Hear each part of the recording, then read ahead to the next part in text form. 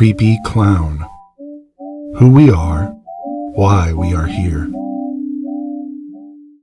I drove into the rougher side of town, under the bridge, and found the shop I was looking for. It was a costume shop. I went inside. On the upper shelves, out of the reach of shoplifters, there were hundreds of grotesque masks of politicians, classic monsters, vampires, aliens, and zombies. I stopped and stared at one of the more horrible masks, which had a skull-like demeanor, a bug-eyed demon with gaping holes in his bubbled skin. He had no nose. His face bones were exposed. I realized how much I would resemble that mask if I stripped off my makeup. The shelves were stocked full for Halloween. I wandered the aisles full of overpriced fake blood, vampire teeth, prepackaged children's costumes, razor hands, chains, sexy outfits for women, plastic buttocks and breasts, teeth blackout, fishnet stockings.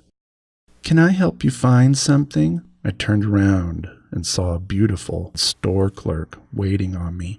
She was pierced and tattooed. I immediately raised my left hand to my forehead and rubbed it as if I had a headache. I hoped to distract her from noticing the hole in my nose. Despite my best attempts at makeup, a bit of mucus had been draining out of my sinuses, diluting my temporary fix. The plug in my nose felt perilously close to slipping out, dripping off and slopping onto the floor. The tingling, which I usually love, was tickling my sinuses. I worried I might sneeze and force the makeup clot to shoot out of my face like a doughy projectile, thumping against my helper girl's breasts.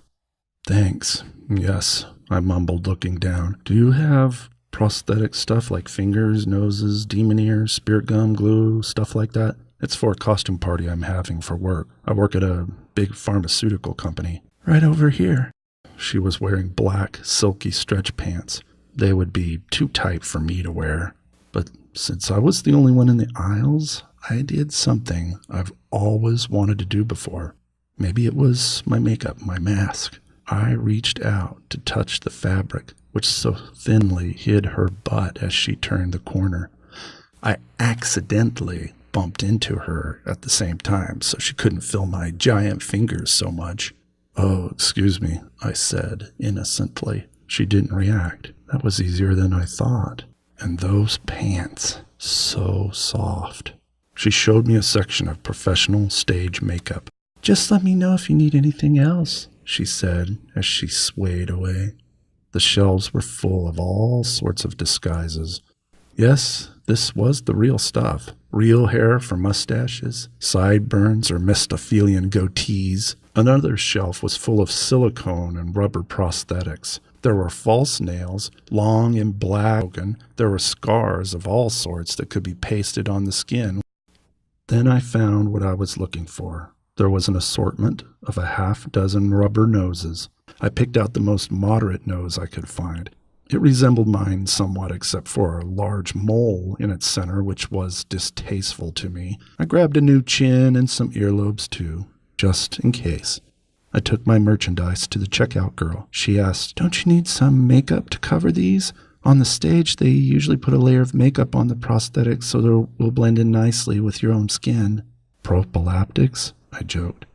"No, prosthetics. Fake stuff." My sweet little punk checkout girl smiled uncomfortably. "Got extra large?" I teased as I took off my sunglasses and winked at her. She didn't laugh this time. In fact, she looked a little freaked out. The light in there was too bright. Maybe she saw something she didn't like. She was all business from then on as she rang me up. That's when I saw it, right next to the checkout stand. Something about it compelled me, drew me in. It seemed to be everything that I'd been searching for. Why not? I'll take this too. On the rack, there were about 10 soft, spongy, bright red clown noses. I pulled one of them off the rack and tossed it on top of my pile. I might need a backup too. I threw a second nose on the pile. "What the hell?" I said as I pulled every clown nose off the rack and pushed them down the conveyor belt.